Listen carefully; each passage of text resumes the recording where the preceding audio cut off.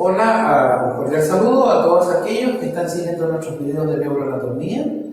Y en el día de hoy nos dedicaremos a estudiar el sistema trigeminal, es decir, aquella vía nerviosa que conduce la sensibilidad ecteroceptiva y proprioceptiva de la región cefálica hacia el córtex cerebral.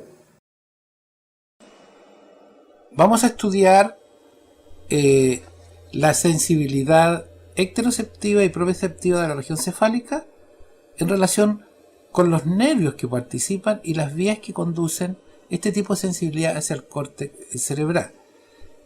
El nervio más importante corresponde al nervio trigémino, cuya disección la estamos viendo en esta fotografía.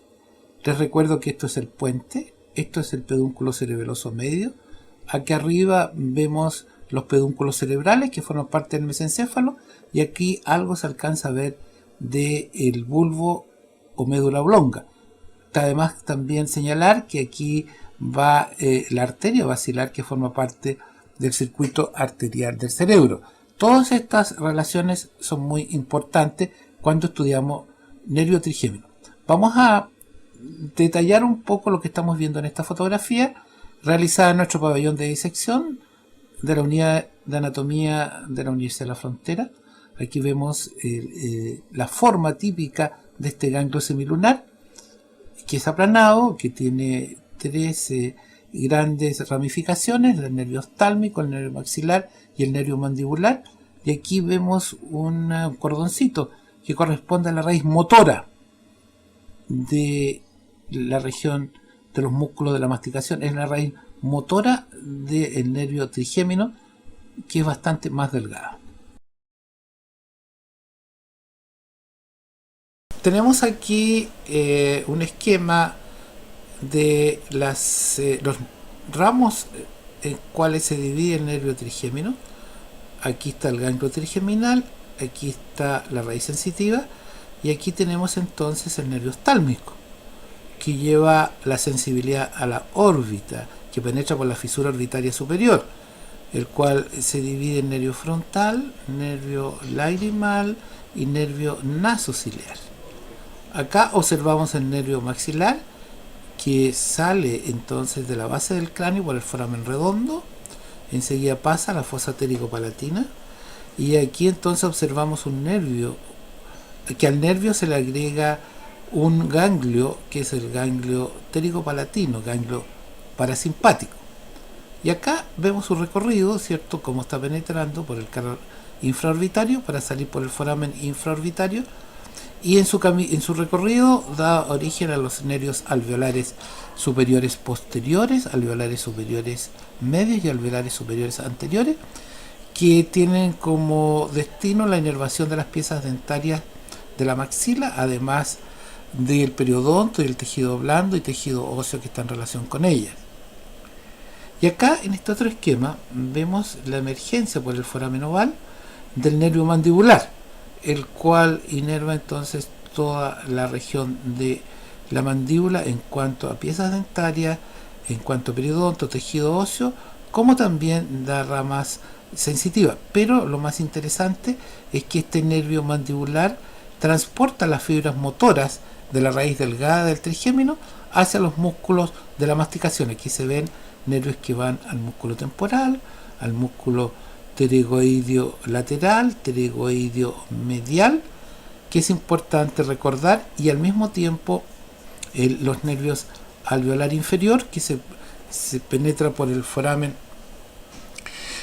mandibular, y el nervio lingual, que se distribuye entonces por toda la región del piso de la boca, transportando además fibras relacionadas con el gusto, la sensibilidad gustatoria de los 2/3 anteriores de la lengua.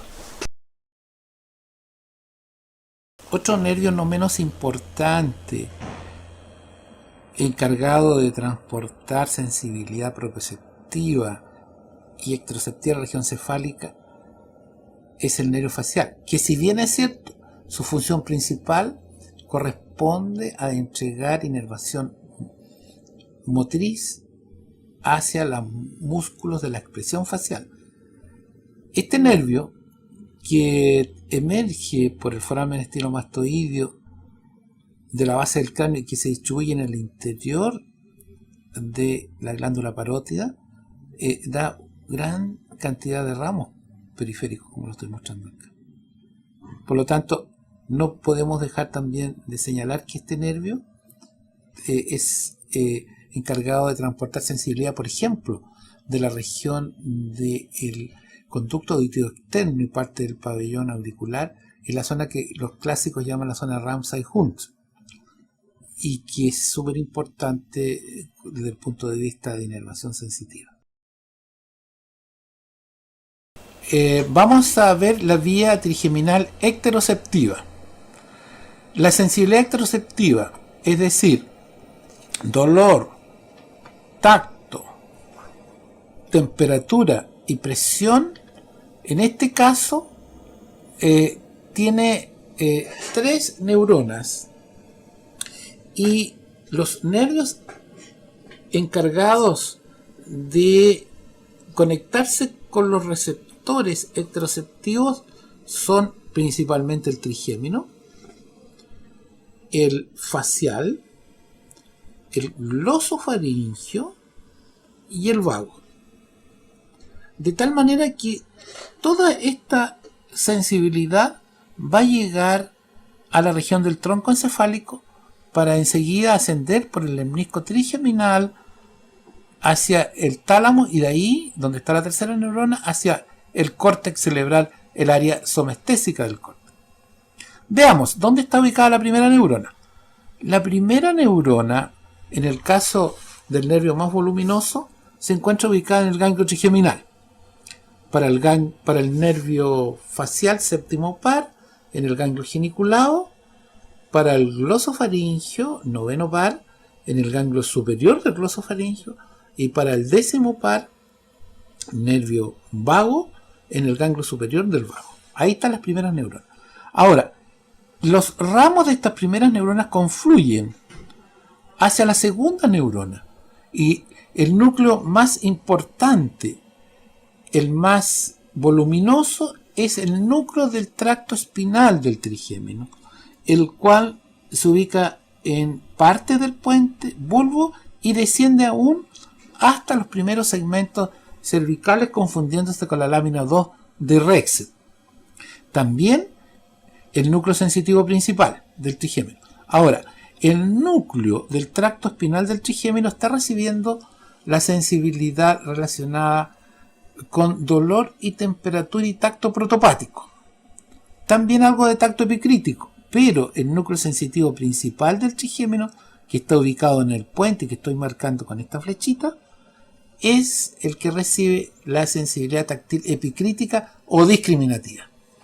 De aquí los segundos axones van a cruzar la línea media una parte y otros van a seguir por el mismo lado en sentido ipsilateral y van a constituir lo que se llama el lemnisco trigeminal.